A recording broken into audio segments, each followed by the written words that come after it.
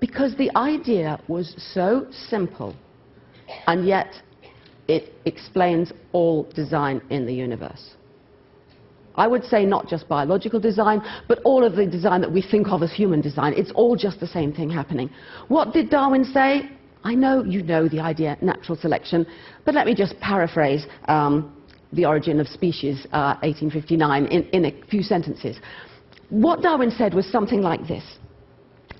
If you have creatures that vary, and that can't be doubted. I've been to the Galapagos and I've measured the size of the beaks and the size of the turtle shells and so on and so on, and 100 pages later.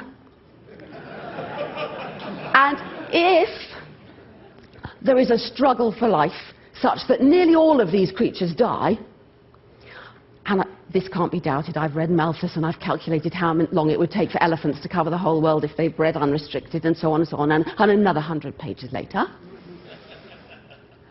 And if the very few that survive pass on to their offspring whatever it was that helped them survive, then those offspring must be better adapted to the circumstances in which all this happened than their parents were. You see the idea?